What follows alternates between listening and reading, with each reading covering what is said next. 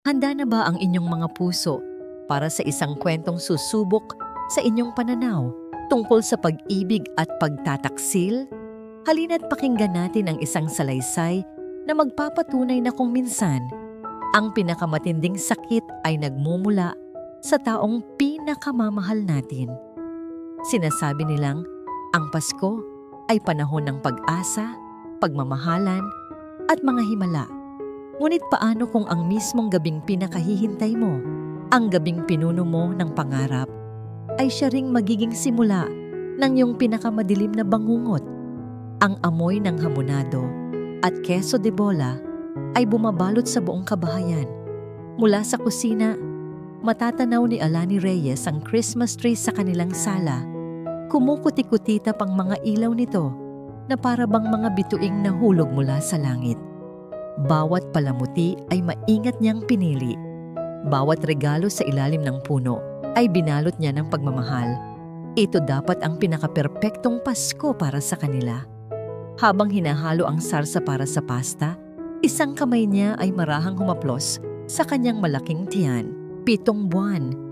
7 buwan na niyang dinadala sa kanyang sinapupunan ang simbolo ng pagmamahala nila ni Silangan, ang kanilang sisinag. Malapit na, anak, bulong niya na may ngiti sa mga labi. Makikita mo na si Papa mo. Siguradong matutuwa siya sa sorpresa natin. Isang perpektong pamilya, iyon ang pangarap ni Alani. At ngayong gabi, sa bisperas ng Pasko, pakiramdam niya ay abot kamay na niya ang lahat. Hinihintay na lamang niya ang pagdating ng kanyang asawa, si Silangan Montenegro, mula sa huling meeting nito bago ang holiday break.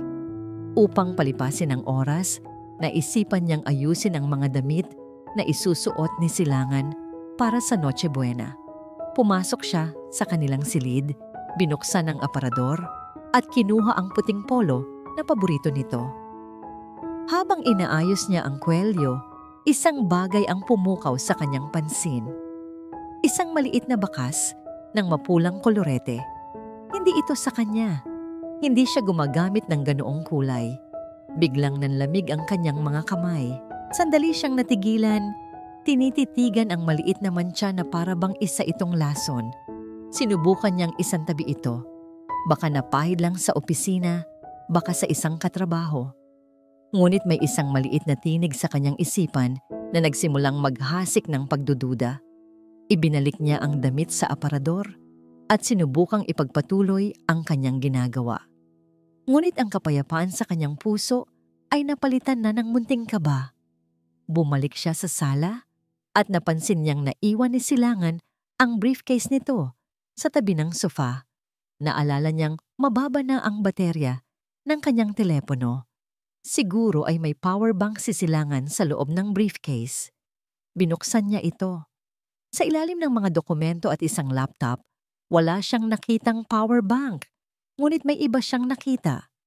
Isang pangalawang telepono, isang modelong hindi pamilyar sa kanya. Itim at makinis at walang password. Nanginginig ang mga kamay ni Alani nang kunin niya ito. Dahan-dahan niyang pinindot ang screen.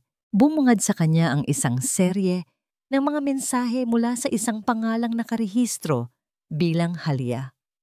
Halia, I'm waiting, Silas. Can't wait to feel your arms around me again. Halia, thank you for the gift. You always know how to spoil me. Halia, see you after your family drama. I'll make your Christmas worthwhile. Sunod-sunod. Walang katapusan. Mga mensaheng puno ng lambing, ng pangako, ng mga lihim na tagpuan. Ang bawat salita ay tila isang punyal na sumasaksak sa kanyang puso. Ang hangin ay tila naubos sa kanyang baga. Ang perpektong mundong kanyang binuo ay nagsimulang gumuho sa kanyang harapan. Napasandal siya sa sofa.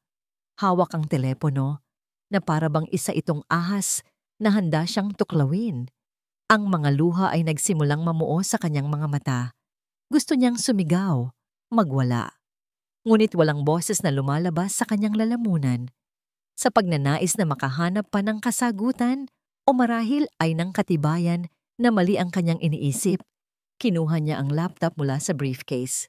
Baka may litrato, baka may email. Binuksan niya ito. Hindi rin ito nakalock. Ngunit hindi mga litrato o email ng pagtataksil ang kanyang nakita. Mas malala pa. Bumungad sa kanya ang mga folder na may titulong SHH Final Phase at Lacan Agusan Acquisition.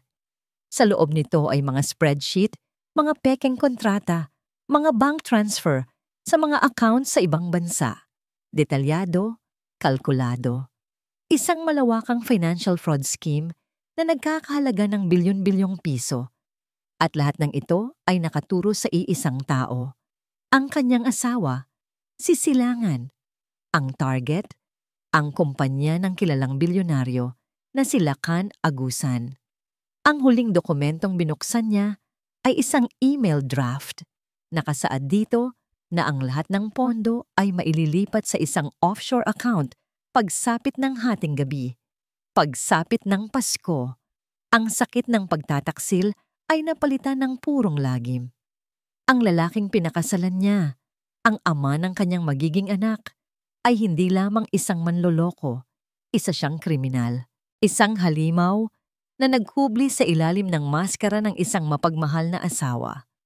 Kasabay ng pagbagsak ng kanyang mga luha, ang tunog ng pagbukas ng pinto sa harap. Tumayo si Silangan sa may pintuan. May malapad na ngiti sa kanyang mga labi at may dalang isang malaking kahon ng regalo na may pulang laso. Hindi niya napansin ang luhang dumadaloy sa mga pisngi ni Alani. Hindi niya nakita ang gumuhong mundo sa mga mata nito. Maligayang Pasko, mahal ko, sabi niya sa masayang boses. Si Alani ay nanatiling nakatayo, hindi makagalaw. Ang mga kamay niya ay nasa likuran. Mahigpit na hawak ang malamig na metal ng sikretong telepono, ang ebidensya ng lahat ng kasinungalingan. Ang katahimikan sa pagitan nila ay mas matalas pa sa anumang sigaw. Ang ngiti sa mga labi ni Silangan ay dahan-dahang naglaho, napalitan ng pagkalito nang makita niya ang mga luha sa mata ng kanyang asawa. Ang masayang himig ng Pasko sa kanilang tahanan ay biglang naputol. Anong problema, mahal? Tanong niya. Ang boses ay may bahid pa rin ng pagtataka. Hindi sumagot si Alani. Sa halip sa isang mabilis ngunit nanginginig na kilos, inihagis niya ang sikretong telepono sa ibabaw ng mesang salamin sa kanilang pagitan. Ang tunog ng pagtama nito ay umalingaw-ngaw sa buong silid. Napatingin si Silangan sa telepono at sa isang iglap, nagbago ang anyo ng kanyang mukha. Ang pagkalito ay napalitan ng pagkataranta, na agad namang tinakpan ng isang maskara ng galit. Ano to? Saan mo nakuha yan? Depensa niya, ang boses ay biglang tumaas. Nangihimasok ka ba ng gamit ko, Alan? Halia, sagot ni Alani. Ang pangalan ay tila lason sa kanyang dila. Ang boses niya ay basag at puno ng sakit. Sino si Halia Silas? Ang babaeng gusto kang makapiling muli. Ang babaeng binibigyan mo ng regalo? Sabihin mo sa akin. Sinubukan ni Silangan na tumawa.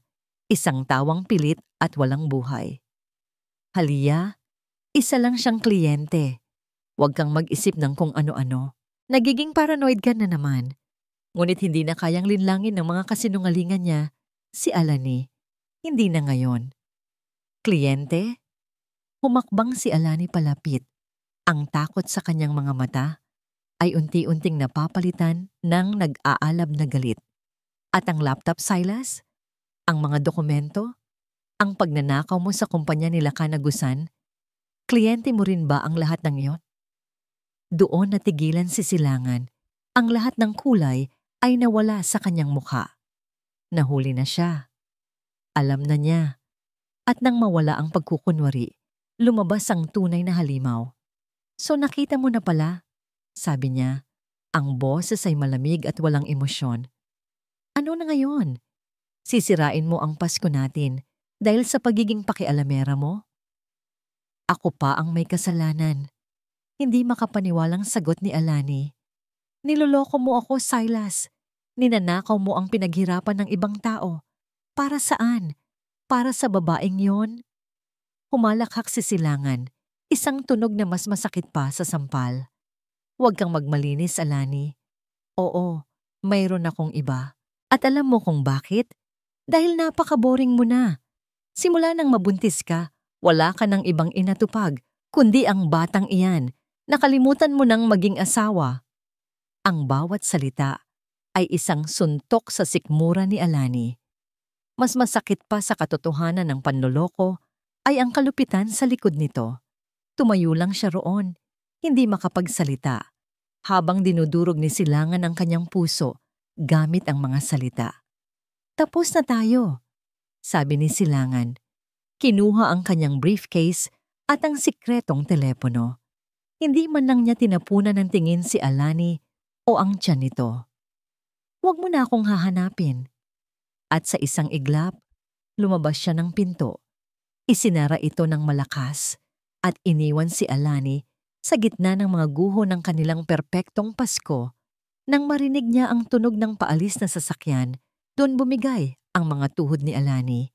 Napaluhod siya sa sahig, ang mga kamay ay nakahawak sa kanyang tiyan na para bang pinoprotektahan ang kanyang anak mula sa sakit na kanyang nararamdaman. Ang mga hikbi na kanina pa niya pinipigilan ay bumuhos na parang walang katapusang ulan.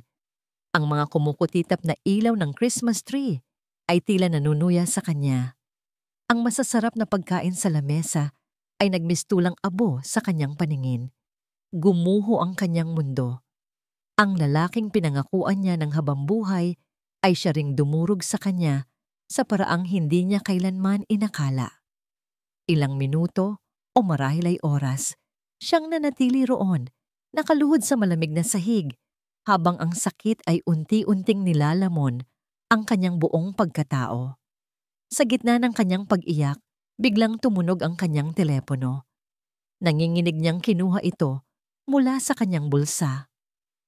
Nanay, basa niya sa screen. Anak, kumusta? Tanong ng malambing na boses ni Dalangin mula sa kabilang linya. Maligayang Pasko. Tumawag lang ako para kamustahin ka. Okay ka lang ba? Sa tanong na yon, muling bumuhos ang luha ni Alani. Hindi siya makasagot. Tanging mga hikbi lang ang naririnig ng kanyang ina. Hindi nagtanong si Dalangin kung ano ang nangyari. Tila naramdaman niya ang bigat sa puso ng kanyang anak. Alani, anak, mahinahon niyang sabi. Ano man ang pinagdadaanan mo, pakinggan mo si nanay. Huminga ka ng malalim. Tandaan mo, ang Diyos ay hindi nagbibigay ng pagsubok na hindi mo kaya. At nandyan sa loob mo ang pinakamalaking dahilan para maging matatag. Mahal kita, anak. Ang mga salitang yon, simple ngunit puno ng pananampalataya, ay nagsilbing isang mainit na yakap sa naghihingalo niyang kaluluwa. Pagkatapos ng tawag, dahan-dahan siyang tumayo. Papasok na sana siya sa silid nang lumabas mula sa kanyang kwarto si Yaya Ginhawa, ang matandang kasambahay na nag-alaga sa kanya mula pagkabata. May pag-aalala sa mga mata nito. Narinig ko ang lahat, Alani, malungkot na sabi ni Yaya Ginhawa. Lumapit ito at inabutan siya ng isang baso ng maligamgam na gatas. Uminom ka muna. Para sa baby. Kinuha ni Alani ang habang umiinom. Tinitigan siya ni Yaya Ginhawa ng diretso sa mata. Walang kwentang lalaki ang iiwanan ng isang babaeng kagaya mo, matatag na sabi ng matanda. Pero huwag mong hayaang siya ang maging katapusan mo. Ipaglaban mo ang para sa inyo ng anak mo, Alani. Ang mga salita ni Yaya Ginhawa, kasama ng mga salita ng kanyang ina, ay tila isang apoy na biglang nagliyab sa loob ni Alani. Tumingin siya sa salamin sa may pasilyo. Nakita niya ang isang babaeng wasak. Namumugto ang mga mata, magulo ang buhok, basag ang puso. Ngunit sa likod ng lahat ng yon, nakita niya ang isang ina. Isang ina na hindi susuko. Pinunasan niya ang kanyang mga luha. Ang panginginig sa kanyang mga kamay ay napalitan ng isang matatag na paghawak sa baso. Ang sakit ay naroon pa rin, matindi at malalim. Ngunit sa tabi nito, may isang bagong damdamin na umuusbong. Determinasyon. Kinabukasan, maaga siyang gumising. Ang mga palamuti ng Pasko ay naroon pa rin. Ngunit hindi na niya ito ininda. Mayroon siyang kailangang gawin. Kinuha niya ang kanyang telepono, hinanap ang numero ng isa sa pinakakilalang abogado sa bansa at tumawag. Nang may sumagot sa kabilang linya, nagsalita si Alani. Ang boses niya ay kalmado, ngunit may bigat na hindi matitinag. Kailangan ko ng tulong, sabi niya. Gusto kong bawiin ang lahat. Ang opisina ni Attorney Lorna de Silva ay nasa itaas na palapag ng isang gusali sa puso ng Maharlika City. Tanaw mula sa bintanang salamin nito ang kaguluhan ng syudad sa ibaba. Ngunit sa loob ng silid, tanging ang kapayapaan at awtoridad ang nanaig.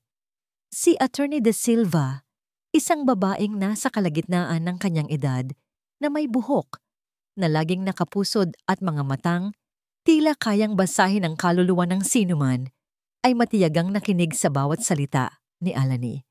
Walang luhang pumatak mula kay Alani habang isinasalaysay niya ang lahat. Ang panloloko, ang babae, at ang napakalaking financial fraud. Ang sakit ay naroon pa rin, nakaukit sa kanyang puso. Ngunit tinakpan na ito ng isang makapal na pader ng determinasyon. Hindi siya naparoon para umiyak. Naparoon siya para lumaban. Nang matapos si Alani, tumango si Attorney de Silva. Kinuha nito ang kanyang ballpen at nagsulat sa isang piraso ng papel. Mrs. Montenegro, simula ng abogado, ang boses ay kalmado, ngunit matatag. Sa sitwasyon natin ngayon, may dalawa tayong laban. Ang una ay ang personal, ang annulment at ang paghahabol sa karapatan mo at ng iyong anak.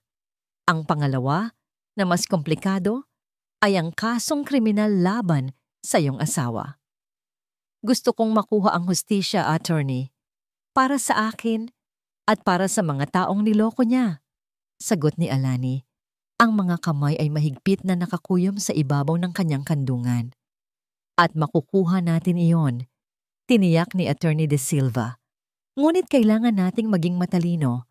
Ang isang taong tulad ni Silangan Montenegro ay hindi basta-basta. Base sa kwento mo, malapit na niyang makuha ang lahat ng pera.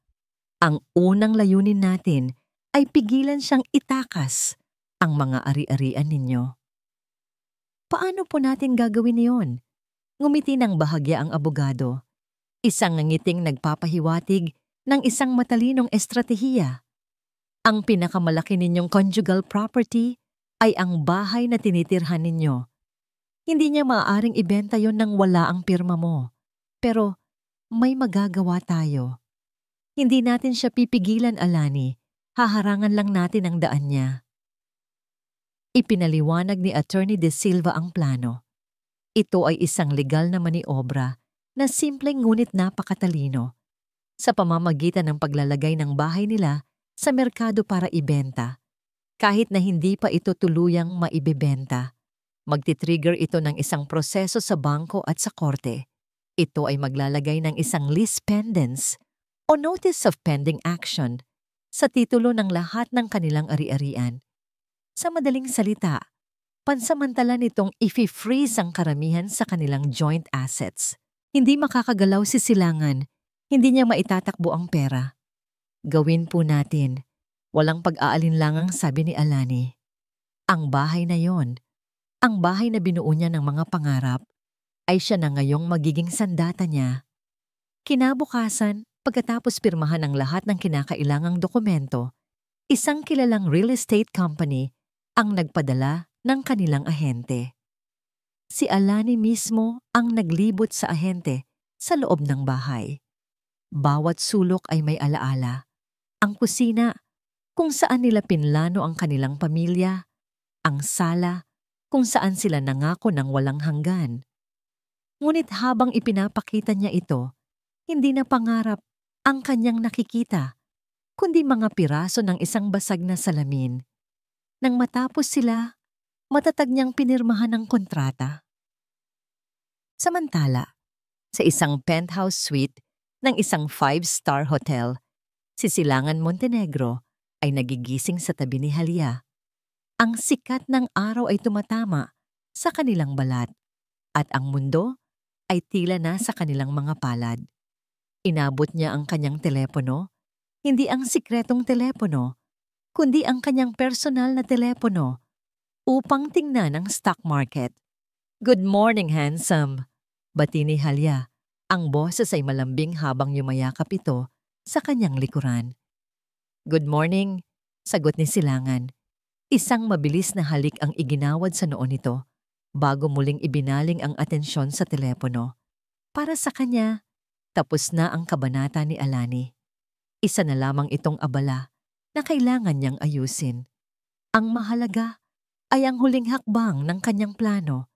Ilang oras na lang at ang bilyon-bilyong piso ay mapupunta na sa kanyang mga kamay. Nasa kalagitnaan sila ng kanilang marangyang almusal nang biglang tumunog ang telepono ni Silangan. Isang numero mula sa kanyang bangko. "Mr. Montenegro, good morning. Tumatawag lang po kami para i-verify ang isang transaksyon.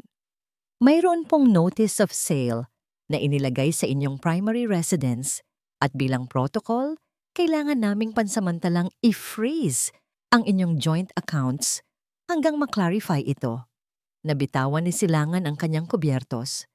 "Ano? Anong notice of sale?" "Nakalista po for sale ang inyong property sa Maharlika Village, sir. Ininitiate po ng inyong asawa, si Mrs. Alani Reyes Montenegro." Kasunod noon ay isa pang tawag, ang kanyang abogado. "Silas, may problema tayo. Nag-file si Alani ng petisyon. May lease pendants na sa halos lahat ng properties ninyo. Anong nangyayari?" Isang malamig na galit ang gumapang sa buong katawan ni Silangan. Alani, ang kanyang kimi at sunod-sunurang asawa, ay gumagawa ng ganitong hakbang? Hindi siya makapaniwala. That stupid woman. Bulong niya sa sarili.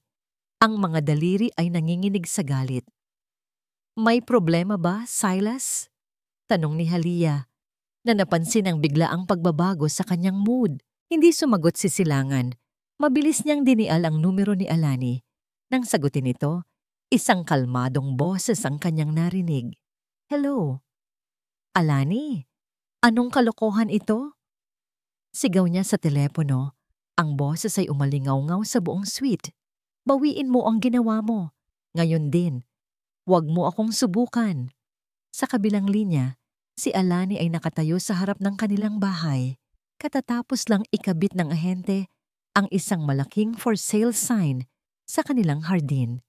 Tinitigan niya ito, hindi bilang isang simbolo ng pagtatapos, kundi bilang simbolo ng kanyang unang tagumpay. Huminga siya ng malalim. Ang boses ay hindi nagpakita ng anumang takot. "This is just the beginning, Silas," mahinahon niyang sabi. Pagkatapos ay ibinaba niya ang tawag, pinuputol hindi lamang ang kanilang koneksyon, kundi pati na rin ang kapangyarihan ni Silangan sa kanya. Ang digmaan ay nagsimula na. Ang ginawang hakbang ni Alani ay hindi lamang isang harang sa daan ni Silangan. Ito ay isang direktang deklarasyon ng digmaan. At si Silangan Montenegro ay hindi isang taong uurong sa laban. Ngunit ang kanyang mga sandata ay hindi katulad ng kay Alani. Ang sa kanya ay marumi, mapanira at walang awa. Ang digmaan ay hindi na lamang sa korte. Dinala niya ito sa pang-araw-araw na buhay ni Alani. Ilang araw matapos ang kanilang huling pag-uusap, sinubukan ni Alani na mamuhay ng normal hanggat maaari. Para sa kanyang anak, kailangan niyang maging malusog, kailangan niyang maging kalmado.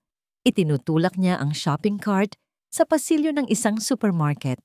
Ang listahan sa kanyang kamay ay puno ng mga bitamina at masusustansyang pagkain na kailangan ng isang nagdadalang tao. Kasama niya si Yaya Ginhawa na tahimik na sumusunod.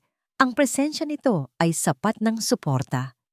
"Kailangan ko pa ng gatas at prutas," sabi ni Alani, mas para sa kanyang sarili kaysa sa kasama. Pagdating sa counter, matapos maskan ang lahat ng kanyang pinamili, inabot niya ang kanyang credit card, isang supplementary card mula sa account ni Silangan. Ito na lang ang natitira sa kanya pansamantala. Isinaksak ng cashier ang card sa terminal. Sandali itong nagproseso at pagkatapos ay isang maikling tunog ang narinig. Card declined, ma'am. Sabi ng cashier, ang boses ay bahagyang nahihiya. Sinubukan ulit. Declined po talaga. Isang mainit na hiya ang gumapang sa pisngi ni Alani. Ang mga tao sa likod niya sa pila ay nagsimula ng bumulong. Tumingin siya sa kanyang cart na puno ng pagkain para sa kanya at sa kanyang anak. Sige, ako na ang magbabayad, mahinang sabi ni Yaya Ginhawa at kinuha ang sarili nitong pitaka. Habang nagbabayad ang matanda, napagtanto ni Alani ang lahat. Ito ang ganti ni Silangan. Maliit at mababaw na ganti na idinisenyo para ipahiya siya at iparamdam sa kanya na wala siyang kapangyarihan. Pinutol na nito ang lahat ng kanyang pinagkukunan ng pera. Gusto nitong makita siyang nagmamakaawa. Sa halip na umiyak, isang malamig na determinasyon ang lalong tumigas sa kanyang puso. Kung ito ang laro ni Silangan, hindi siya magpapatalo. Sa penthouse suite na nagsisilbing kulungan at opisina niya, si Silangan ay naglalakad, pabalik-balik na parang isang leon sa hawla.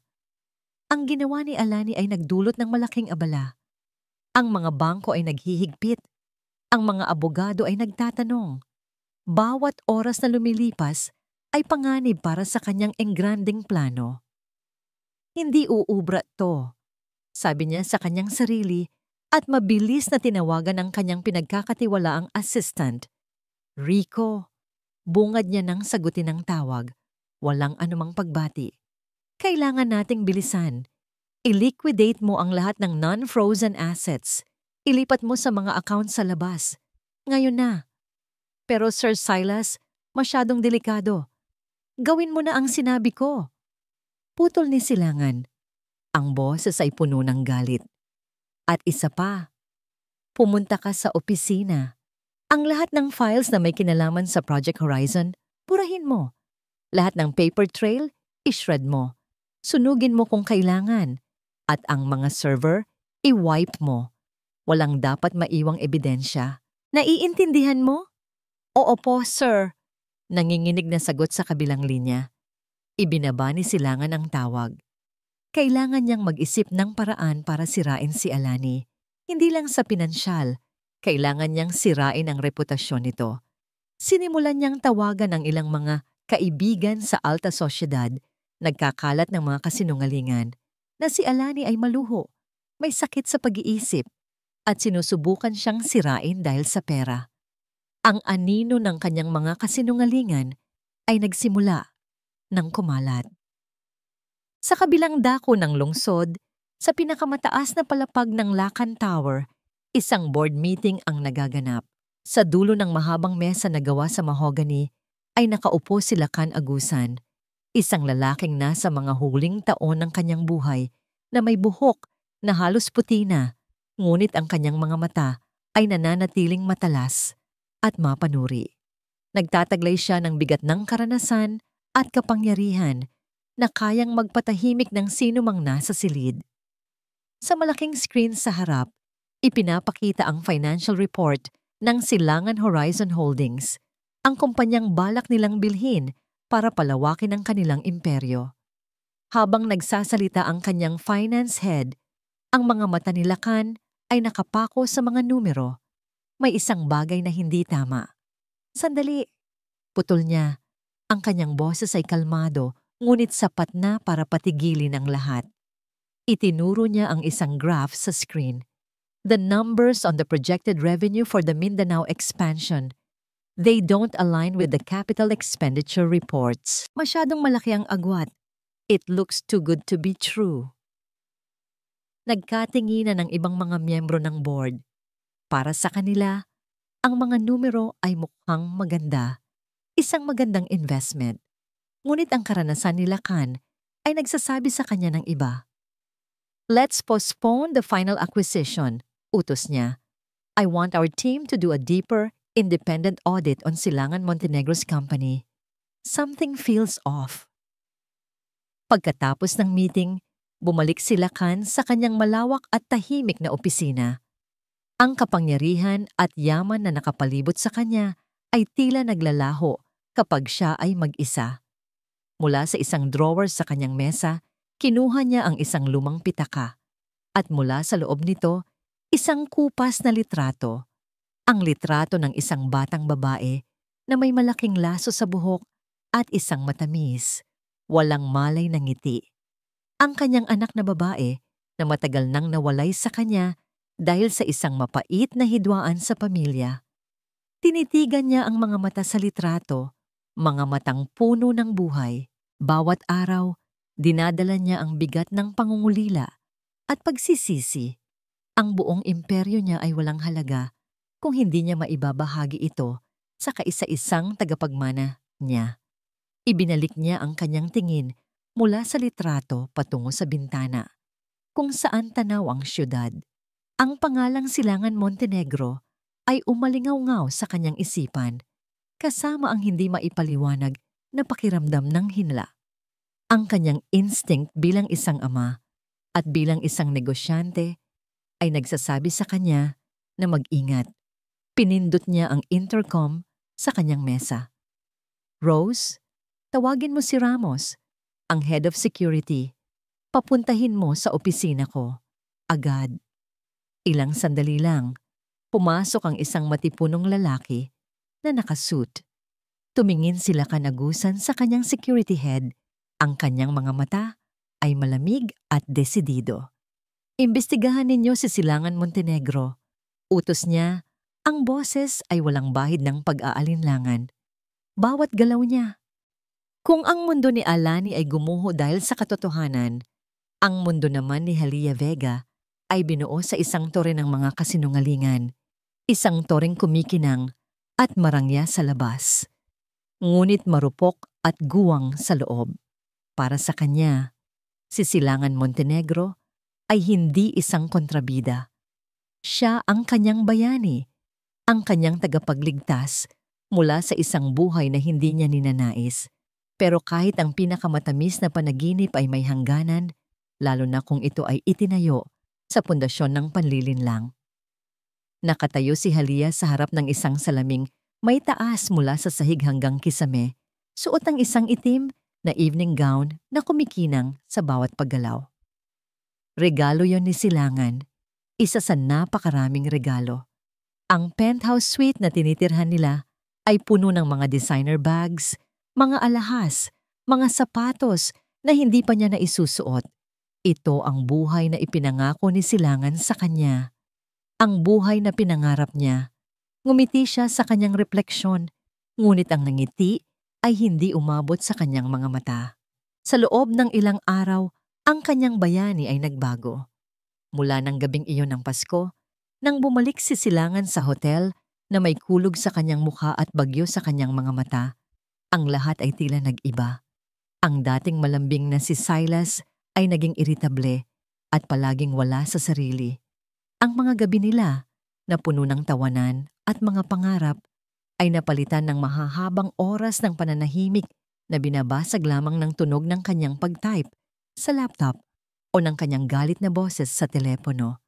"May problema ba sa opisina, mahal?" tanong niya isang gabi, habang hinahaplos ang likod nito. "Wala.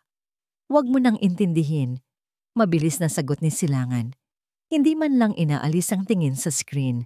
Ang lamig sa boses nito ay tila isang pader na biglang itinayo sa pagitan nila. Sinubukan ni Halia na intindihin, marahil ay stress lang sa trabaho. Ang pag-take over sa kumpanya nila kanagusan ay isang malaking bagay. Sinabi ni Silangan na ito ang magiging daan tungo sa kanilang kinabukasan. Isang buhay kung saan hindi na nila kailangang magtago. Isang buhay na puno ng yaman at kalayaan. At naniwala siya. Isang hapon, habang nag-aayos siya para sa isang dinner date na ipinangako ni Silangan, dumating ang kanyang matalik na kaibigan na si Belle.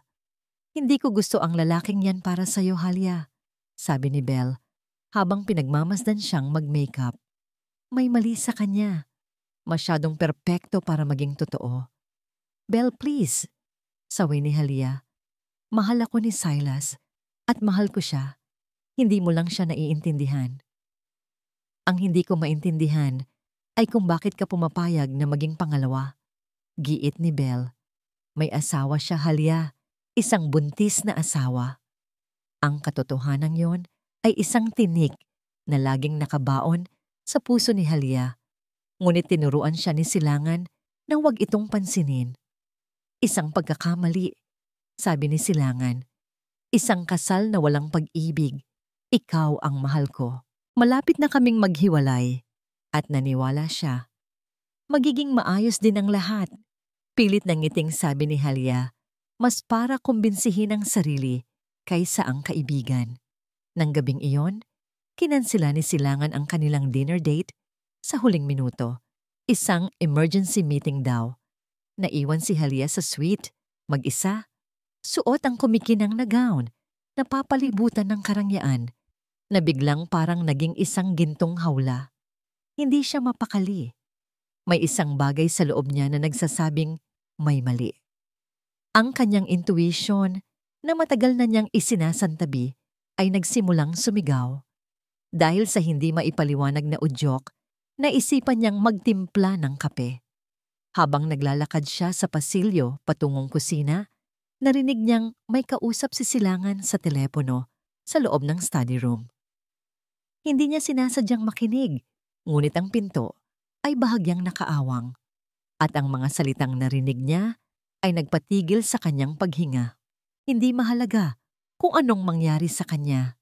Narinig niyang sabi ni Silangan, ang boses ay walang anumang emosyon. Ang mahalaga, kapag sumabog to, lahat ng ebidensya ay magtuturo kay Halia Vega. Siya ang magiging perpektong scapegoat. Scapegoat! Vate than, ang salita ay tumagos sa kanyang pandinig at dumiretso sa kanyang puso na parang isang matulis na balaraw.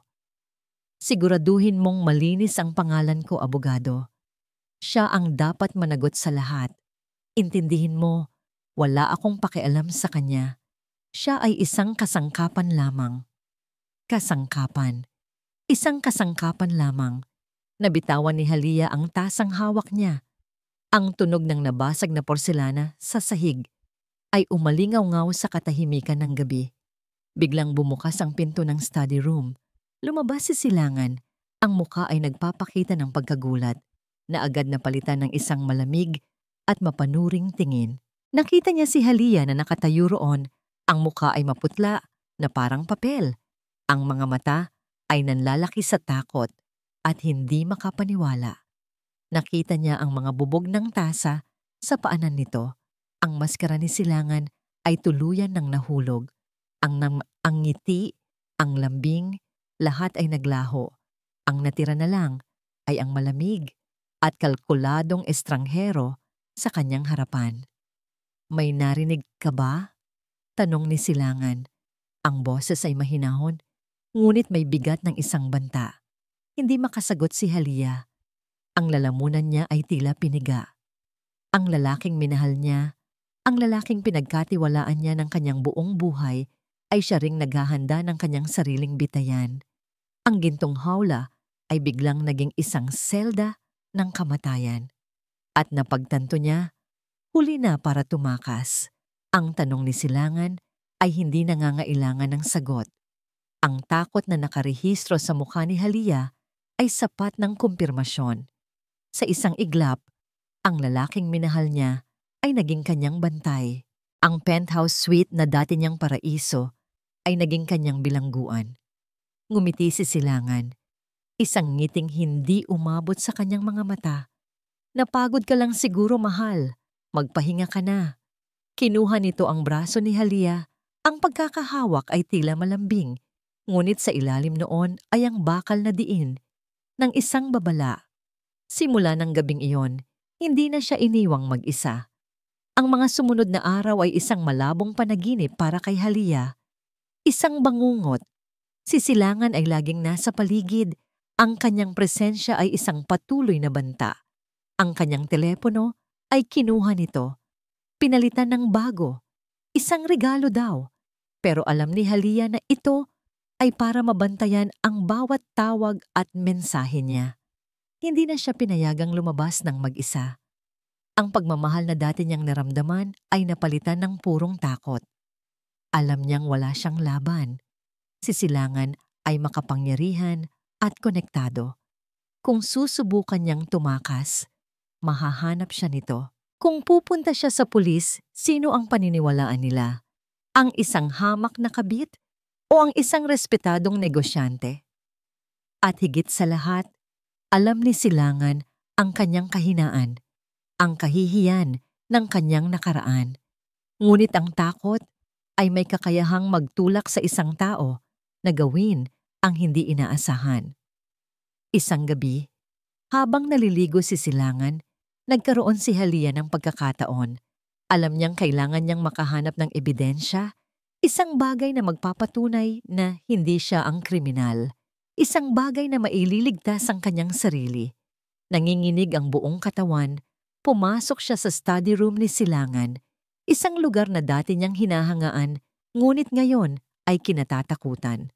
Ang kanyang puso ay dumadagundong sa kanyang dibdib, bawat segundo ay tila isang oras. Saan siya magsisimula?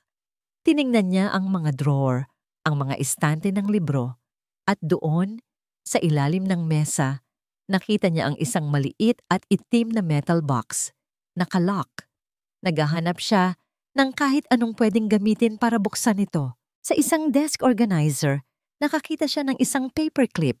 Ginamit niya ang mga natutunan sa mga pelikula. Ang kanyang mga daliri ay nanginginig habang sinusubukang buksan ang kandado. Sa wakas, pagkatapos ng ilang pagsubok, isang maliit na click ang kanyang narinig.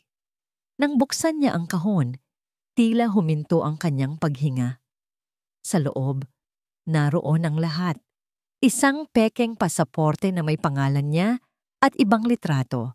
Mga bank statement na nagpapakitang milyon-milyong piso ang pumasok sa isang account na nakapangalan sa kanya. Mga transaksyong hindi niya kailanman ginawa. Isang one-way plane ticket papuntang Cayman Islands, nakabook din sa ilalim ng kanyang pangalan. At ang pinakamasaklap sa lahat, isang sulat. Isang confession letter na nakatype na. Naglalaman ng pag-amin sa lahat ng kasalanan sa fraud scheme laban kay Lakan Agusan. Handa na para sa kanyang pirma. Ito ang plano. Ang perpektong bitag. Kapag nakuha na ni Silangan ng pera, siya ay tatakas. At si Halia Vega ang maiiwan na may lahat ng ebidensya na nakaturo sa kanya. Siya ang magiging kriminal. Siya ang mabubulok sa kulungan. Isinara niya ang kahon. Ang kanyang isip ay tumatakbo ng mabilis. Kailangan niyang umalis. Kailangan niyang tumakas. Ngunit paano? Saan? Isinilid niya ang ilang mahahalagang dokumento mula sa kahon sa kanyang bag. Pagkatapos ay kinuha niya ang isa sa mga burner phone na nakita niyang nakatago sa drawer ni Silangan. Nag-iwan siya ng isang maikling sulat sa ibabaw ng kama, isang sulat na idinisenyo para isipin ni Silangan na umalis siya para magpalamig lang ng ulo, para bigyan ang sarili niya ng ilang oras na lamang. Tahimik siyang lumabas ng penthouse, ang kanyang puso ay halos bumasag sa kanyang dibdib. Habang nasa elevator, ang kanyang isip ay naglalaro ng iba't ibang senaryo. Pulis? Hindi. Masyadong mapanganib. Mga kaibigan? Madadamay lang sila. Pagkatapos, isang pangalan ang pumasok sa kanyang isipan. Isang pangalan na kinasusuklaman niya. Isang pangalan na kinaiinggitan niya. Ngunit isang pangalan na may parehong kaaway. Alani Reyes Montenegro. Nakaupo siya sa loob ng kanyang kotse sa isang madilim na parking lot, nanginginig pa rin. Ang tanging paraan para maligtas ang kanyang sarili ay ang harapin ang babaeng winasak niya ang buhay. Ito ay isang desperadong hakbang, isang sugal, ngunit wala na siyang ibang pagpipilian. Gamit ang burner phone, hinanap niya ang numero ni Alani sa internet. Sa isang social media post ng isang charity event, nakita niya ang contact number ng foundation na tinutulungan nito. Nagbakasakali siya. Nagring ang telepono ng ilang beses bago may sumagot. Hello? Ang boses sa kabilang linya ay kalmado, ngunit may bakas ng pagod. Nag-alinlangan si Halia. Ang kanyang lalamunan ay tuyo. Sa sino po sila? Tanong ni Alani. Huminga ng malalim si Halia. Ito na, walang atrasan. Si Halia ito, sabi niya. Ang kanyang boses ay nanginginig at halos hindi marinig. Kailangan nating mag-usap tungkol kay Silangan. Isang mahabang katahimikan ang sumunod sa kabilang linya. Inakala ni Halia na ibababa na ni Alani ang tawag, ngunit hindi. Saan? Maikling tanong ni Alani. Ang boses ay malamig na parang yelo. Sa kapihan sa dapit hapon, sa loob ng 1 oras. Mabilis na sagot ni Halia. Pinipili ang isang lugar na hindi gaanong matao. Pagkababa ng tawag, napahawak si Halia sa manibela. Ang kanyang noo ay nakasandal dito. Ano ang kanyang ginawa? Ito ba ay katapangan o purong kabaliwan? Makalipas ang 1 oras, nakaupo na siya sa pinakasulok na bahagi ng coffee shop. Ang takip ng kanyang hoodie ay nakababa para itago ang kanyang mukha. Bawat tunog ng pagbukas ng pinto ay nagpapakaba sa kanya. Pagkatapos, pumasok si Alani. Ang kanyang tiyan ay mas malaki na ngayon. Ang kanyang paglalakad ay maingat. Ngunit ang kanyang mga mata, nang magtama ang mga ito sa mata ni Halia, ay puno ng isang damdaming hindi maipaliwanag. Isang pinaghalong galit, sakit, at determinasyon. Naupo si Alani sa tapat niya, walang anumang salita. Ang tensyon sa pagitan nilang dalawa ay halos nahihipo. Inilabas ni Halia ang mga dokumentong kinuha niya mula sa kahon at dahan-dahang itinulak sa gitna ng mesa. Tumingin si Alani sa mga papel at pagkatapos ay muling tumingin kay Halia. Ang kanyang mukha ay isang blangkong maskara. Ano to? Tanong ni Alani. Katotohanan, sagot ni Halia. Ang boses ay basag. Ang katotohanang hindi lang ikaw ang biktima niya. Ang hangin sa pagitan ng 2 babae imambaba ay mabigat. Halos nakakasakal. Sa labas, ang dapit hapon ay nagpipinta ng kulay kahel at lila sa kalangitan. Ngunit sa loob ng kapihan sa dapit hapon, tanging ang dilim ng pagtataksil ang namamayani. Si Alani ay nakatitig kay Halia, ang babaeng sumira sa kanyang pamilya, at ang tanging nararamdaman niya ay isang nagyeyelong galit. Biktima? Malamig na ulit ni Alani. Ang bawat salita ay may diin. Huwag mong gamitin ang salitang yan sa akin, Halia. Alam mong may asawa siya. Alam mong may pamilya siyang sisirain. Pinili mo to. Hindi nakipagtalo si Halia. Yumuko siya. Tinatanggap ang bawat salita na parang isang sampal. Alam ko, mahinang sabi niya. At walang araw na hindi ko pinagsisihan iyon. Pero maniwala ka sa akin, hindi mo alam ang buong kwento. Kinuha ni Alani ang mga dokumento sa mesa. Isa-isa niyang tiningnan ang mga ito. Ang peking pasaporte, ang mga bank statement, ang plane ticket, at ang confession letter. Habang binabasa niya, ang galit sa kanyang mukha ay dahan-dahang napalitan ng pagkalito at pagkatapos ay ng pagkabigla. Ito ang plano niya? Tanong ni Alani, hindi makapaniwala sa kanyang nakikita. Gagamitin ka niya? Hindi lang gagamitin. Pagtatama ni Halia, ang luha ay nagsimula ng mamuo sa kanyang mga mata. Itatapon, ibabaon, para siyang makatakas ng malinis habang ako ang haharap sa lahat ng kasalanan niya. Iyan ang halaga ko sa kanya, Alani. Isa lang akong kasangkapan. Isinalaysay ni Halia ang lahat, ang pagbabago ng ugali ni Silangan, ang narinig niyang pag-uusap sa telepono, ang pagkakahanap niya sa kahon. Habang nagsasalita siya, nakita ni Alani hindi ang isang masamang babae na puno ng kumpiyansa, kundi ang isang babaeng natatakot, nasasaktan, at desperado. Isang babaeng tulad niya ay biktima ng parehong lalaki. Ang galit ni Alani ay hindi nawala, ngunit ito ay nagkaroon ng bagong direksyon. Hindi na ito nakatutok kay Halia lamang, kundi sa ugat ng lahat ng kanilang sakit, si Silangan. Bakit mo ito sinasabi sa akin? Tanong ni Alani. Ang boses ay mas mahinahon na ngayon. Bakit hindi ka pumunta sa pulis? Dahil hindi nila ako paniniwalaan. Mabilis na sagot ni Halia. Sino ako? Isa lang kabit. Laban kanino? Sa isang makapangyarihang negosyante. At may isa pa siyang alas laban sa akin. Tumingin si Halia sa malayo. Ang kanyang mga mata ay puno ng isang malalim na kalungkutan. May alam siya tungkol sa nakaraan ko. Isang bagay na wawasak hindi lang sa akin, kundi pati na rin sa isa pang tao. Anong ibig mong sabihin? Nag-alinlangan si Halia. Ito na ang pinakamabigat na bahagi. Ang sikretong matagal na niyang itinatago. Kumuha siya ng isang litrato mula sa kanyang pitaka. Isang kupas na litrato. Ibinigay niya ito kay Alani. Sa litrato, isang mas batang Halia ang nakangiti sa tabi ng isang lalaking nasa katanghalian ng kanyang buhay. Isang lalaking napakapamilyar kay Alani dahil sa mga balita at business magazines. Si Lakan Agusan to, bulong ni Alani. Hindi makapaniwala. Tumango si Halia. Siya ang tatay ko, Alani. Ang pagbubunyag ay tila isang bombang sumabog sa loob ng coffee shop. Naunawaan ni Alani ang lahat sa isang iglap. Matagal na kaming hindi nagkikita. Pagpapatuloy ni Halia, ang boses ay nanginginig. Dahil sa isang hidwaan sa pamilya, nalaman ni Silangan ang tungkol dito. Iyon pala ang dahilan kung bakit niya ako nilapitan.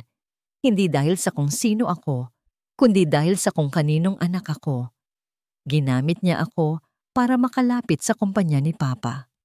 At ngayon, ginagamit niya ang sikretong ito para siguruhing hindi ako magsusumbong. Dahil alam niyang sa oras na malaman ni Papa na ang nawawala niyang anak ay sangkot sa isang ganitong iskandalo, dudurugin nito ang puso niya. Ang buong lawak ng kasamaan ni Silangan ay bumalot kay Alani. Hindi ito simpleng kasakiman. Ito ay isang kalkuladong kalupitan, isang laro, kung saan ang mga tao ay mga piyesa lamang sa kanyang chessboard. Tinitigan ni Alani si Halia. Nakita niya ang sarili sa kanya, ang pag-ibig na naging lason, ang tiwalang sinira, ang mga pangarap na ginawang abo.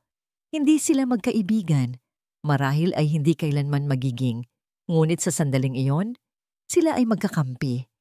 May kopya ako ng lahat ng files mula sa laptop niya bago ko ito iniwan. Sabi ni Alani, ang kanyang isip ay nagsimula nang gumana. Ang mga bank transfer, ang mga pekeng kontrata. At mayroon ako nito. Sabi ni Halia, itinuturo ang mga dokumento sa mesa. Ang ebidensya na plinano niyang ituro ang lahat sa akin. Pinagsama, bulong ni Alani, sa sapat na ito. Tumingin siya ng diretso sa mga mata ni Halia at sa unang pagkakataon, hindi galit ang nakita niya, kundi isang alyansa. Isang alyansa na isinilang mula sa abo ng pagkawasak. Sabihin mo sa akin ang lahat, sabi ni Alani. Ang kanyang boses ay matatag at puno ng awtoridad. Bawat detalye, bawat kahinaan niya, bawat sikreto, gagamitin natin ang lahat ng ito laban sa kanya. Habang nag-uusap sila, habang binubuo nila ang isang plano, biglang nag-vibrate ang telepono ni Alani. Isang text message mula kay Attorney De Silva. Binuksan niya ito. Ang kanyang puso ay biglang kumabog ng mabilis. Alani, nag-file si Silangan ng motion para i-liquidate lahat ng assets niya sa ilalim ng isang emergency clause. Pinapabilis niya ang lahat. Aalis na siya ng bansa. Nagkatinginan ang dalawang babae. Ang kanilang oras ay paubos na. Ang halimaw ay malapit nang makawala. Ang mensahe mula kay Attorney De Silva ay isang hudyat. Hindi na sila maaaring maghintay. Hindi na sila maaaring magplano ng matagal. Ang bawat segundong lumilipas ay isang hakbang palapit ni Silangan sa kanyang tagumpay at isang hakbang palayo sa hustisya. Ang karera laban sa oras ay nagsimula na. Kailangan nating kumilos ngayon, sabi ni Alani. Ang kanyang boses ay kalmado sa kabila ng rumaragas ang kaba sa kanyang dibdib. Halia, kailangan nating ipaalam ito sa tatay mo. Hindi. Mabilis na pagtutol ni Halia, ang takot ay malinaw sa kanyang mga mata. Hindi niya ako pakikinggan, at kung malaman niya ang lahat, baka kung anong mangyari sa kanya. Ayokong makita niyang sangkot ako dito. Pero siya ang may kakayahang pigilan si Silangan, giit ni Alani. May mga tao siya, may impluwensya. At paano kung hindi siya maniwala? Putol ni Halia. Paano kung isipin niyang kasabwat talaga ako ni Silangan? Hindi mo naiintindihan, Alani. Ang huling pag-uusap namin ni Papa ay isang malaking sigawan. Itinakwil niya ako. Para sa kanya, patay na ako. Nakita ni Alani ang sakit sa mga mata ni Halia. Naunawaan niyang hindi lang takot ang pumipigil dito, kundi pati na rin ang sugat ng nakaraan. Ngunit wala na silang panahon para doon. Kung gayon, kailangan natin ng ibang paraan, sabi ni Alani. Tumawag siya sa kanyang abogado. Attorney, kailangan namin kayo. Mayroon na kaming lahat ng ebidensya. Isang emergency meeting ang mabilis na binuo. Sa isang maliit at pribadong silid sa opisina ni Attorney De Silva, nagkaharap sina Alani, Halia at ang abogado. Kasama rin nila si Ramos, ang pinagkakatiwalaang security head ni Lacan Agusan, na palihim na ipinadala ng abogado matapos makatanggap ng impormasyon mula sa isang source sa loob ng Lacan Tower. Hindi alam ni Lacan Agusan na ang pag-iimbestigang ipinag-utos niya ay magiging susi sa pagprotekta sa sarili niyang anak. Inilatag ni Halia at Alani ang lahat ng hawak nilang ebidensya. Ang mga dokumento mula sa laptop ni Silangan, ang mga pekeng papeles mula sa metal box, at ang detalyadong salaysay ni Halia tungkol sa plano nitong pagtakas. Habang pinag-aaralan ng grupo ang lahat, isang plano ang nabuo sa isipan ni Alani. Isang plano na mapanganib, ngunit tiyak na gagana. Gagamitin nila ang sariling kasakiman ni Silangan bilang pain. Ito ang gagawin natin, sabi ni Alani, at lahat ay napatingin sa kanya. Halia, tatawagan mo si Silangan. Sa kanyang penthouse, si Silangan ay nasa kasagsagan ng kanyang pag-eempake. Ang kanyang muka ay puno ng pagkasabik. Ilang oras na lang. Ang eroplano ay naghihintay na.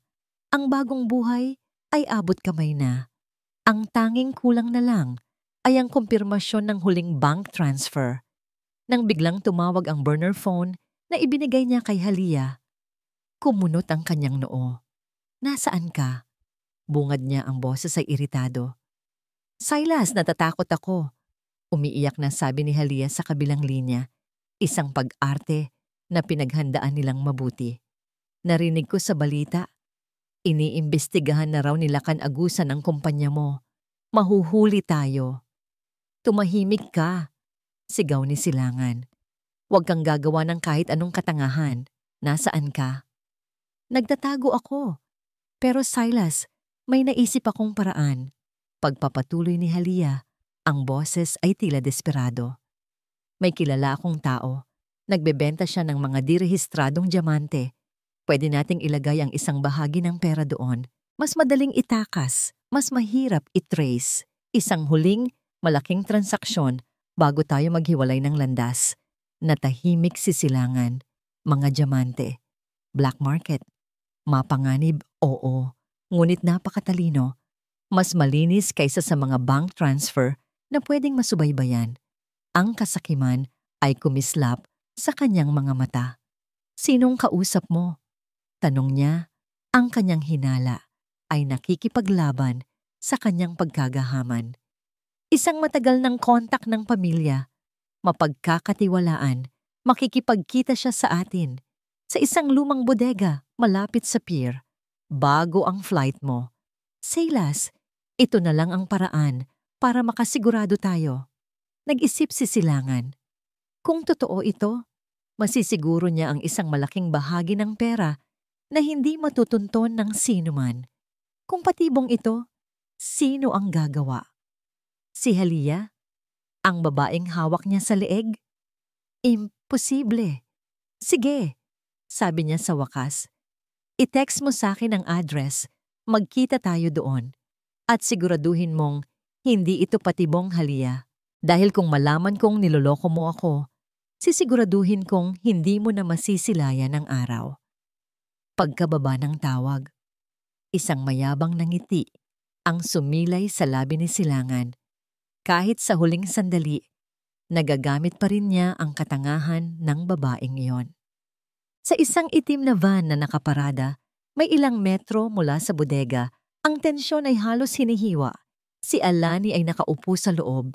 Ang kanyang mga mata ay nakatutok sa isang monitor na nagpapakita ng mga kuha mula sa mga hidden camera na inilagay ng team ni Ramos sa loob ng bodega. Si Halia ay nasa loob na, naghihintay. May suot siyang maliit na earpiece. Tandaan mo, Halia, sabi ni Alamos sa earpiece. Kapag nakuha na niya ang pekeng maleta ng diamante at naibigay na niya ang briefcase ng pera, iyon na ang hudyat. Umalis ka kaagad. Naiintindihan ko, sagot ni Halia. Ang kanyang boses ay nanginginig. Si Alani ay huminga ng malalim. Ang isang kamay ay nakalagay sa kanyang tiyan na para bang humuhugot ng lakas mula sa kanyang hindi pa isinisilang na anak. Mag-iingat ka, Halia. Bulong niya na para bang maririnig siya nito. Maya-maya, isang itim na sports car ang huminto sa harap ng bodega. Bumaba si Silangan, may dalang isang leather briefcase. Maingat siyang lumingon sa paligid bago pumasok sa madilim na bodega. Sana magtagumpay tayo, bulong ni Alani sa kawalan. Habang pinapanood niya sa monitor, ang lalaking sumira sa kanyang buhay na naglalakad papasok sa kanilang huling bitag. Pumasok si Silangan sa loob. Ang kanyang mga yapak ay umalingaw-ngaw sa katahimikan. Tinawag niya ang pangalan ni Halia at sa isang iglap, kasabay ng kanyang pagpasok, ang malaking metal na pinto ng bodega ay sumara ng malakas sa kanyang likuran. Ang tunog nito ay tila isang hatol na iginawad.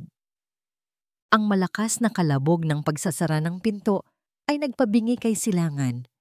Saglit siyang natigilan. Ang kanyang mga mata ay nanliliit habang sinusubukang aninagin ang kadiliman sa loob ng bodega. Ang amoy ng alikabok at kalawang ay nangingibabaw sa hangin. May mali. Ang kanyang mga instinct na matagal nang nahasa sa panlilinlang ay sumisigaw ng panganib. Halia? Tawag niya ulit. Ang kanyang boses ay may bahid na ng pagbabanta. Ano ang ibig sabihin nito? Biglang bumukas ang mga ilaw sa itaas. Isa sa isang nagliwanag ang mga fluorescent light. Ang kanilang malamig na liwanag ay nagpapakita ng tunay na laman ng bodega. Wala. Walang mga diamante.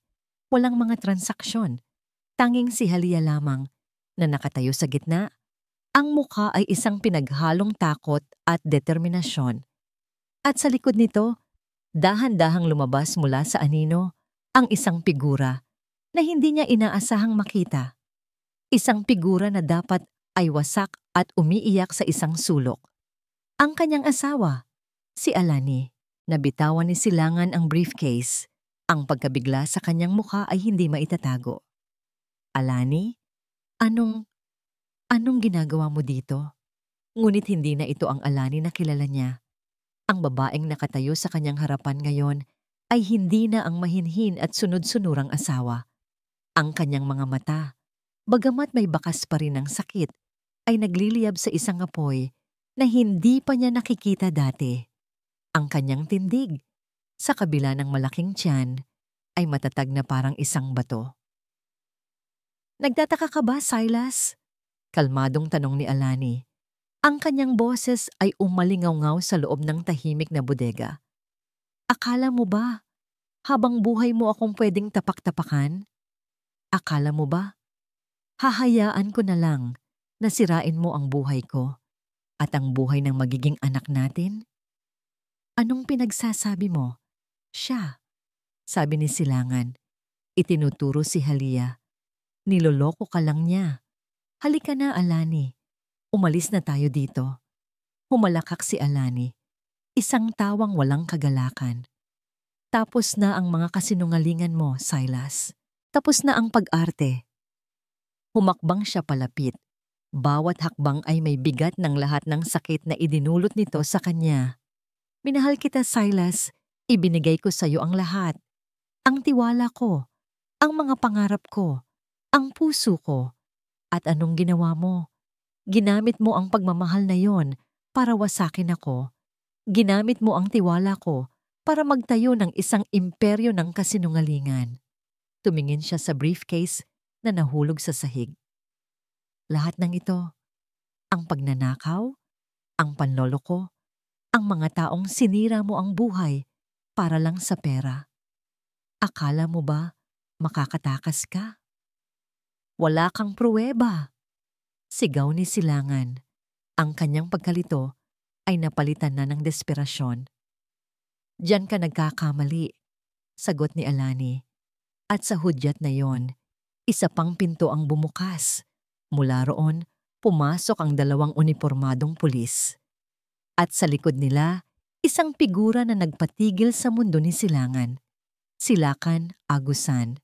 Ang mga mata ni Lakan ay nakatutok kay Silangan, puno ng isang malamig na galit na tila kayang magpayelo ng impyerno. Pagkatapos, ang kanyang tingin ay lumipat kay Halia. Sa unang pagkakataon sa loob ng maraming taon, nagtama ang kanilang mga mata. Isang sandali ng katahimikan ang namagitan sa mag-ama. Isang sandaling puno ng mga salitang hindi masabi, ng sakit at ng isang maliit na kislap ng pag-asa. Mr. Montenegro, sabi ni Lakan. Ang kanyang boses ay mababa, ngunit may bigat ng isang hatol. Sa tingin ko, tapos na ang laro mo. Hindi ito pwede, bulong ni Silangan. Umaatras na parang isang hayop na nasukol. Tumingin siya kay Halia. Ikaw, pinagtaksilan mo ako. Ngunit hindi na natatakot si Halia. Tinuruan mo ako, Silas, sagot niya. Ang boses ay matatag sa unang pagkakataon. Tinuruan mo ako kung paano maging manloloko. Ginamit ko lang ang lahat ng natutunan ko mula sa'yo. Lumapit ang mga pulis kay Silangan. Hawak ang isang posas. Silangan Montenegro, inaaresto ka namin para sa kasong large-scale economic fraud, deklara ng isa sa mga pulis. Doon na tuluyang nawala sa sarili si Silangan. Nagwala siya. Nagmura. Sinubukan niyang manlaban, ngunit wala na siyang lakas laban sa batas. Habang pinoposas ang kanyang mga kamay sa kanyang likuran, ang kanyang mga mata ay puno ng purong pagkamuhi. Nakatitig ang mga ito kay Alani. Pagsisisihan mo to, Alani. Pagsisisihan mo to. Sigaw niya habang kinakaladkad siya palabas ng bodega. Nanatiling nakatayo si Alani, hindi natitinag. Pinanood niya ang lalaking minsan niyang minahal na dalhin palayo. Ang mga sigaw nito ay unti-unting humihina hanggang sa tuluyan ng mawala. Nang mawala na si Silangan, doon pa lang niya naramdaman ang pagod. Ang bigat ng lahat ng nangyari. Ang sakit ay naroon pa rin. Ngunit sa ibabaw nito, mayroon ng kapayapaan. Isang pakiramdam ng paglaya. Pagkatapos, isang matinding sakit ang biglang kumirot sa kanyang tiyan. Napahawak siya dito, napasinghap sa sakit. Alani, ay sigaw ni Yaya Ginhawa na kanina pa pala naghihintay sa isang sulok kasama ang team ni Ramos at mabilis na tumakbo palapit sa kanya. Napatingin si Alani sa matanda. Ang kanyang mukha ay namumutla. Yaya, bulong niya, ang pawis ay nagsimulang mamuo sa kanyang noo. Ang isa pang matinding kirot ay muling dumating, mas malakas kaysa sa nauna. Tumingin si Yaya Ginhawa sa ibaba at ang kanyang mga mata ay nanlaki sa pagkataranta. Alani, pumutok na ang panubigan mo. Sa gitna ng kalagitnaan ng paghuhukom para sa isang buhay, isang bagong buhay naman ang handa ng lumabas. Manganganak ka na! Ang tunog ng unang iyak ng isang sanggol ay ang pinakamagandang musika sa mundo. Para kay Alani, Ito ay higit pa roon. Ito ay isang himno ng tagumpay, isang awit ng bagong simula. Pagkatapos ng ilang oras ng paghihirap, sa isang malinis at puting silid sa ospital, sa wakas ay nayakap na niya ang kanyang munting milagro. Isang magandang sanggol na babae na may mga matang tila nangungusap ng lahat ng pag-asa sa mundo. Sinag, bulong ni Alani habang hinahagkan ang malambot na pisngi ng kanyang anak. Isang pangalang perpekto para sa isang sinag ng liwanag na dumating sa pinakamadilim na kabanata ng kanyang buhay. Lumipas ang ilang buwan. Ang ingay ng iskandalo ni Silangan Montenegro ay unti-unting humupa, napalitan ng ibang mga balita. Ngunit ang hatol ay naging pinal, guilty sa lahat ng kaso, habang buhay na pagkabilanggo. Napanood ni Alani ang balita sa telebisyon isang hapon habang pinapadede niya si Sinag. Tinitigan niya ang mukha ni Silangan sa screen, isang mukha na walang pagsisisi, tanging galit at pagkatalo. Walang kirot, walang lungkot. Mahinahon niyang pinatay ang telebisyon. Isa na lamang siyang multo ng nakaraan na wala ng kapangyarihan sa kanya. Ang buhay ni Alaning ngayon ay umiikot sa mga simpleng bagay. Ang amoy ng baby powder, ang tunog ng pagtawa ni Sinag, ang init ng yakap nito sa gabi. Sa tulong ni Yaya Ginhawa, pinalaki niya ang kanyang anak sa isang tahanan na puno ng kapayapaan at pagmamahal, malayo sa anino ng nakaraan. Isang maaraw na hapon, sa isang maliit na function hall na pinalamutian ng mga puti at dilaw na lobo, opisyal na inilunsad ang isang proyekto na matagal nang hinubog sa puso ni Alani. Mula sa perang na-recover, mula sa mga ari-arian nila ni Silangan, at sa tulong na rin ng ilang donasyon, itinayo niya ang isang foundation. Isang malaking banner ang nakasabit sa entablado. Welcome to the launch of Kanlungan ni Sinag. Ang silid ay puno ng mga bisita, mga kaibigan, mga taga-suporta, at higit sa lahat, mga single mother na katulad niya, mga babaeng sinubok ng tadhana ngunit hindi sumuko. Karga-karga si Sinag na mahimbing na natutulog sa kanyang mga braso. Tumayo si Alani sa harap ng mikropono. Maraming salamat po sa inyong pagdalo. Simula niya, ang kanyang boses ay nanginginig sa simula, ngunit unti-unting tumatatag. Marami sa inyo ang nakakaalam sa isang bahagi ng aking kwento. Isang kwento ng sakit, ng pagtataksil. Ngunit hindi yon ang kwentong gusto kong ibahagi sa inyo ngayon. Huminga siya ng malalim. Ang kanyang mga mata ay naglakbay sa mga mukha ng mga babaeng nasa kanyang harapan. Ang kwentong gusto kong ibahagi ay isang kwento ng pagbangon, tungkol sa kung paano, sa gitna ng pinakamatinding kadiliman, ay palaging may isang sinag ng liwanag na mahahanap. Para sa akin, ang sinag na yon ay ang aking anak. Tumingin siya sa natutulog na si Sinag. Ang kanyang puso ay puno ng pagmamahal. Ang kanlungan ni Sinag ay itinayo, hindi mula sa abo ng pagkasira, kundi mula sa pundasyon ng pag-asa. Ito ay para sa bawat ina na mag-isang lumalaban, para sa bawat babaeng nadapa, ngunit piniling bumangon. Ito ang ating kanlungan, isang lugar kung saan tayo ay magtutulungan, magbibigayan ng lakas, at sabay-sabay na bubuo ng isang magandang kinabukasan para sa ating mga anak. Pagkatapos ng kanyang talumpati, pinalakpakan siya ng mga tao. Lumapit sa kanya ang maraming ina, yumayakap, nagpapasalamat. Sa gitna ng mga ito, isang pamilyar na mukha ang kanyang nakita. Si Halia. Mas payapa na ang itsura nito ngayon. Ang dating kislap ng karangyaan sa kanyang mga mata ay napalitan ng isang simpleng katahimikan. Kasama niya sila kanagusan na nakatingin sa kanya na may ngiti sa mga labi. Congratulations, Alani, sabi ni Halia. Salamat sa pagdating, sagot ni Alani. Isang maliit na ngiti ang sumilay sa kanyang mga labi. Ako dapat ang magpasalamat, sabi ni Halia. Ang kanyang tingin ay napunta kay Sinag. Kung hindi dahil sa'yo, hindi ko alam kung nasaan ako ngayon.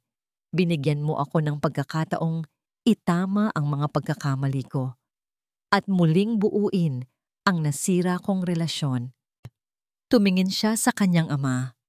Nag-usap sila ng sandali, hindi bilang magkaribal, kundi bilang 2 taong pinag-ugnay ng isang mapait na karanasan at parehong nakahanap ng daan tungo sa paghilom. Hindi sila naging matalik na magkaibigan, ngunit meron ng respeto at pag-unawa sa pagitan nila. Pareho tayong nakalaya, sabi ni Alani bago sila magpaalam. Oo, sagot ni Halia. Pareho tayong malaya. Nang mag-isa na muli, lumabas si Alani sa isang maliit na balkonahe ng function hall. Gabi na. Tanaw niya ang mga ilaw ng lungsod ng Maharlika. Ang hangin ay sariwa. Niyakap niya si Sinag ng mahigpit. Napagtanto niya na ang hinahanap niya ay hindi isang bagong pag-ibig, hindi isang bagong lalaki na bubuo sa kanya. Ang hinahanap niya ay ang kanyang sarili. At natagpuan niya ito. Natagpuan niya ito sa lakas na hindi niya alam na taglay niya, sa katatagan ng isang ina, at sa walang katapusang pagmamahal para sa maliit na anghel sa kanyang mga bisig. Hindi ito isang fairy tale na nagtatapos sa isang prinsipe. Ito ay isang kwento ng isang reyna na nagtayo ng kanyang sariling kaharian mula sa mga guho. Isang reyna na ang kanyang korona ay ang kanyang katatagan at ang kanyang yaman ay ang kanyang anak. Sa pagtingin niya sa maaliwalas na kalangitan na puno ng bituin, isang nangiti ng kapayapaan at kasiyahan ang sumilay sa kanyang mga labi. Hindi ito ang Paskong pinlano niya noon, ngunit ito ang buhay na para sa kanya. At sa unang pagkakataon, sa loob ng napakatagal na panahon, naramdaman ni Alani na siya ay tunay na buo. At dito nagtatapos ang ating kwento. Isang salaysay na nagpapatunay na kahit sa pinakamatinding pagsubok, ang tibay ng puso, lalo na ng isang ina, ay kayang gawing isang bagong simula. Ang anumang katapusan, ang aral ng kwentong ito ay malinaw. Ang tunay na lakas ay hindi nasusukat sa kung paano natin iniiwasan ang pagbagsak, kundi sa kung paano tayo bumabangon sa bawat pagkakataon. Ang pagpapatawad, lalo na sa ating sarili, ang unang hakbang tungo sa tunay na paghilom. At ang pag-ibig ng isang ina ay isang ilaw na kayang tumagos kahit sa pinakamadilim na gabi. Maraming salamat po sa inyong walang sawang pagsubaybay at pakikinig. Kung mayroon kayong mga saloobin o komento tungkol sa kwento ni Alani, huwag po kayong mag-atubiling i-type iyan sa comment section sa ibaba. Gusto rin naming malaman kung anong uri ng mga kwento pa ang nais ninyong marinig mula sa aming channel. Hindi dito nagtatapos ang ating paglalakbay. Marami pa pong kwentong kasing ganda at mas puno ng aral dito sa aming channel. Kung nagustuhan nyo ang kwentong ito, i-like, i-share sa pamilya at mga kaibigan, at mag-subscribe na rin para lagi kayong updated sa mga susunod pa naming kwento. I-click niyo ang notification bell para kayo ang unang makarinig kapag may bago kaming upload. Pagpalain po kayo ng Panginoon, kayo at ang inyong buong pamilya. Hanggang sa muli.